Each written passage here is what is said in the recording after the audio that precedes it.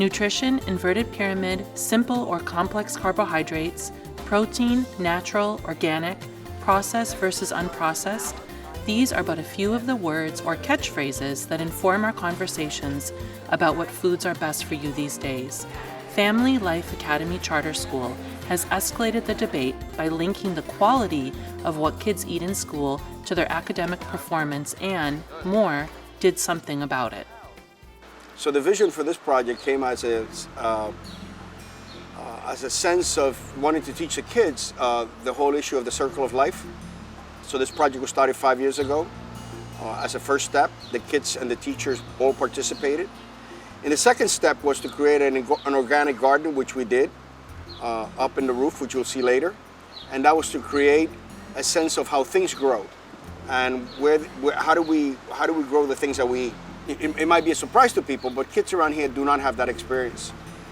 And the third step was to really create the kitchen and to have a chef that would cook organic food for the kids. All of that took about 5 to 6 years, and it took a lot of convincing because people did not think that we could do this in a school in the South Bronx.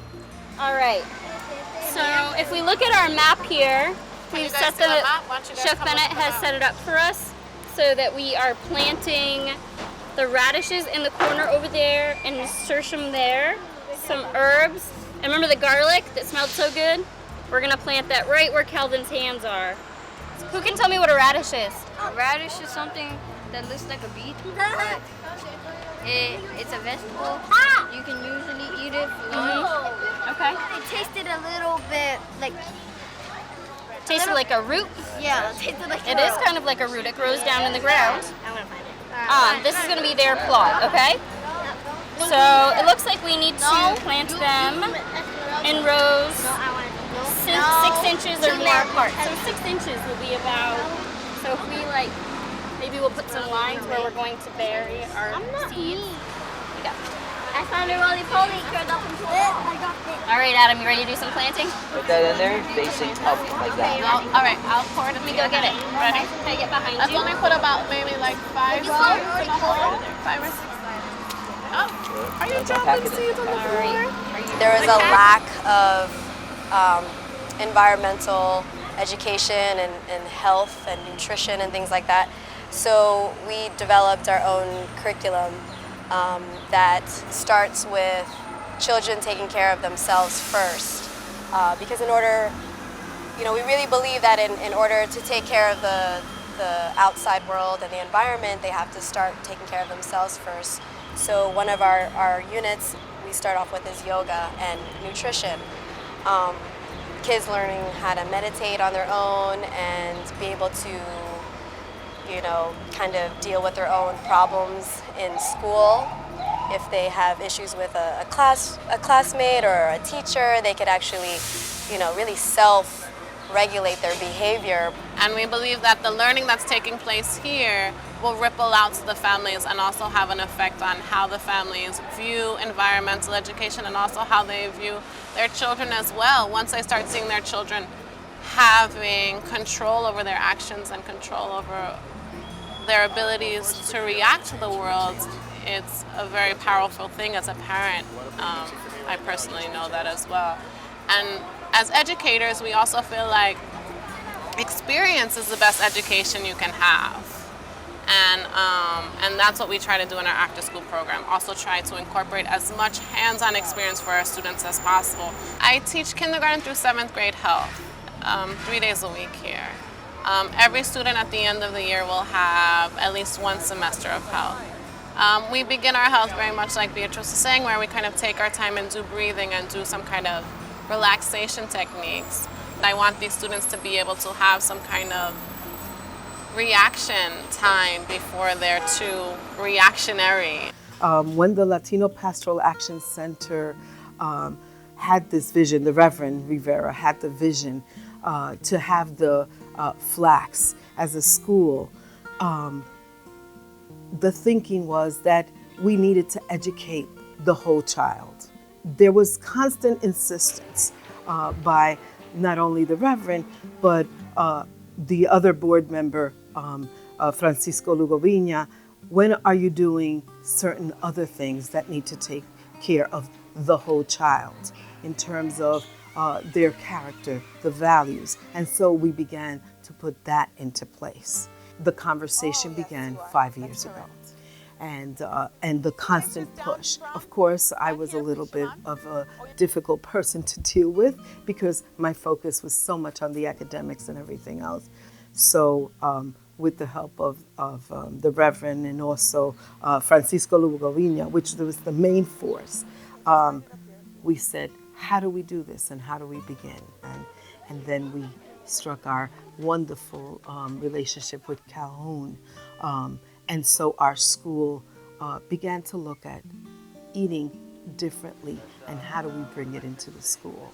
People began to give us some money to do this, to write about this.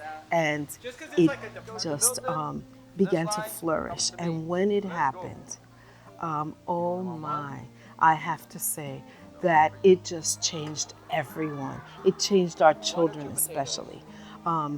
I was worried that they would need the foods and that they would have a difficult time, since some of their parents gave me a hard time, that telling me that they only ate their kind of food. The children just were so open and began to just eat this food, and so and to taste and they began to talk about it in classrooms. They began to have these dialogues, the conversations, the essays about nutrition.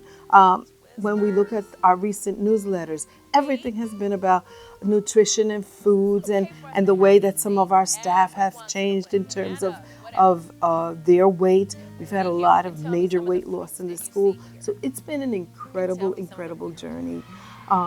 It continues. We've just begun, frankly.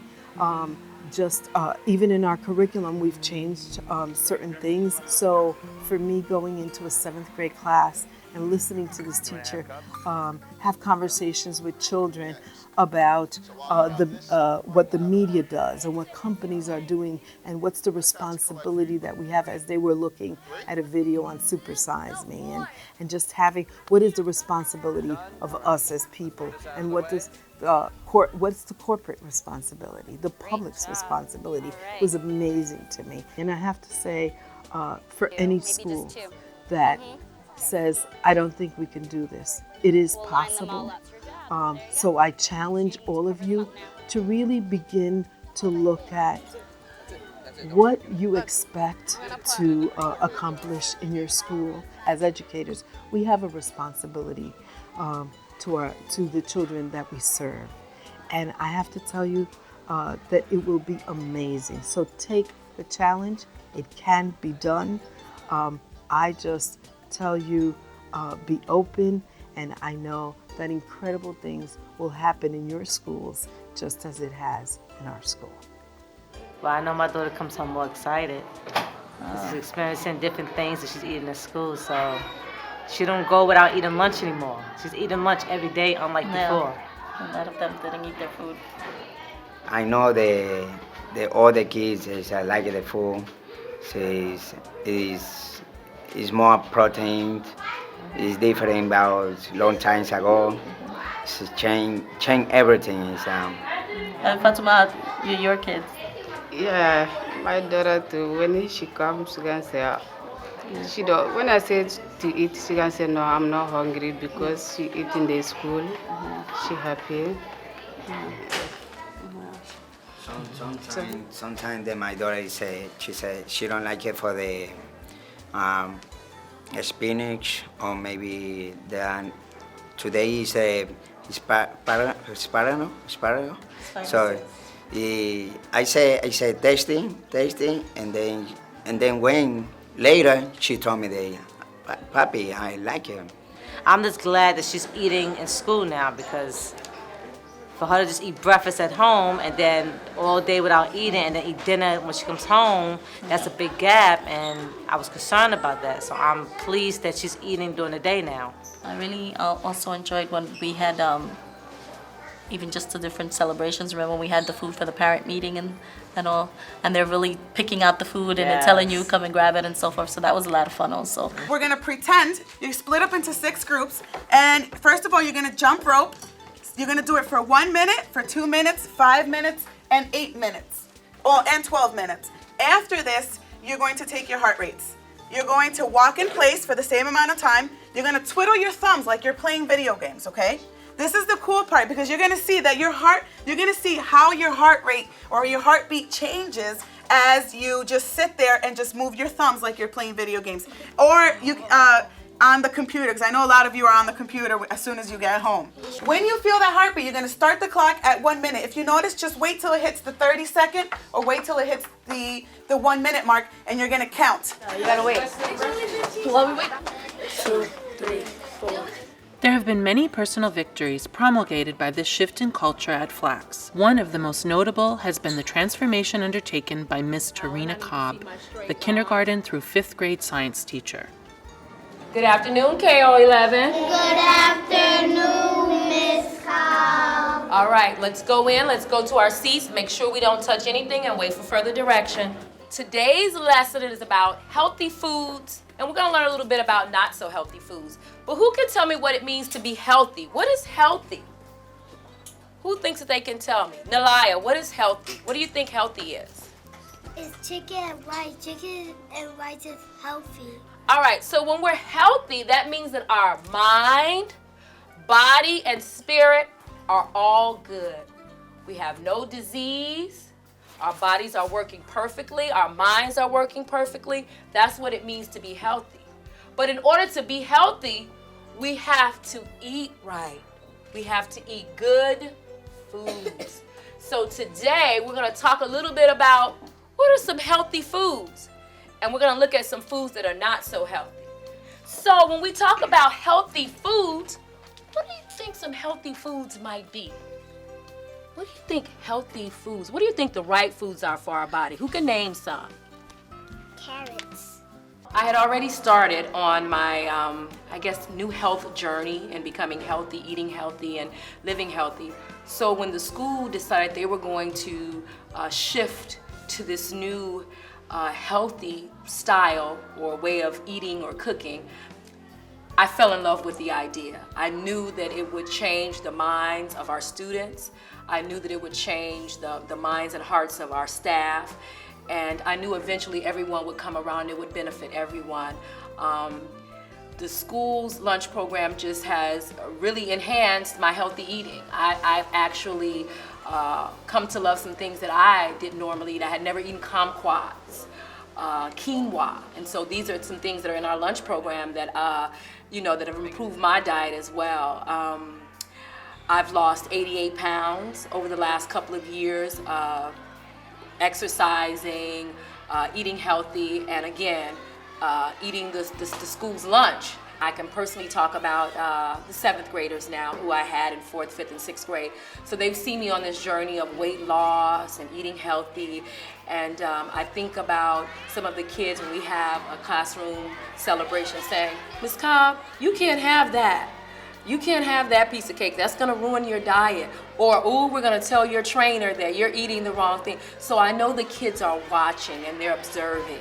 I really can't see it not happening in other New York City schools. I mean, the program is absolutely great. I think that if it does happen, I think that we'll see students coming to school more. I think we'll see students being more alert and academically ready to take on the day. I see kids just doing better in school, and also I see state scores rising because, again, when your body is healthy, your mind is healthy, your spirit is healthy, and everything comes together holistically. FLACS engages the students in planting and maintaining a roof deck garden, and Chef Bennett Finn started a highly popular cooking club. The after-school program also includes activities in environmental concerns, as well as talks on health and nutrition. You guys are going to take turns cracking your eggs. It shouldn't take you forever. Tap it, and I have a crack. As soon as it cracks there, this is the way I'm teaching you. A nice way, that less of a chance that you'll have shell in your egg. Yes. I started that one for you, Sue. Oh, yeah. Go for it, guys. Let's see what's going on the other one. How's it going this week? Okay, I want to end this. I'm Take a list. Once you have those 5 things in your bowl, you're ready for the eggs. My job is obviously executive chef, and I'm in charge of the food, I'm in charge of ordering and purchasing and basically where we get all our products from. But cooking is really half the job. It's not nutrition if the kids don't eat it. And so a big part of the job is talking to the kids. If you don't talk to the kids, they're never gonna eat it. And for a lot of kids, they'll taste something once, won't like it. Twice, they won't like it. It takes some kids 8, 9, 10 times before they actually get to like something. And so a big part of my job is just talking to the kids and just getting them to try, even if it's a little bit, even if today we did collard greens, even if it's 1 leaf. If I can get a kid to try in 1st grade to try collard greens today, 1 bite, the next time maybe they'll take 2 bites. First and foremost, the administration has to want it to happen. The parents have to want it to happen, because if the administration isn't behind it, then how are you going to convince these kids to eat this food? It's also, for me, it's so important to have the staff eating the same food as the kids, because the kids see the staff eating the food and they see the staff enjoying it and they say, okay, there's something about this, it's another incentive for them to try the food. Our budget for food is exactly the same as it was before I came here. Before I came here, we were getting, your processed, prepackaged food. It would come in your package. It would like a box like this, chicken nuggets, tater tots, already cooked. It would come in the oven. Half hour later, voila, you have hot food. In fact, on most weeks, we're actually below that budget. And so a big part of that is having someone in the kitchen, monitoring. Our leftovers go on the salad bar. We don't throw out leftovers. We have, on the salad bar today, you probably saw some roasted string beans. Our vegetable yesterday was roasted string beans. And today people, I think we went through a lot of it. They put it on their salad or they eat it just like that. Leftover vegetables, we throw them into the soup. And a lot of that, again, you have to order properly, because food, you have the spoilage issue. So you have to be on top of your ordering and make sure that you're not having food spoil. If you don't have someone on top of these things, then you'll end up spending a lot of money and wasting a lot of money. The chicken that we serve today, we use Murray's free-range, hormone-free, antibiotic-free chicken. That fits in our budget. We don't have to do commodity chicken. We could do the fresh chicken, because I'm getting collard greens. I spend, for the vegetable, I spend maybe $45 to feed the entire school. The stakes have been raised and the gauntlet is offered to others to take up the challenge to improve the quality of life of students and increase their chances of success in school and life.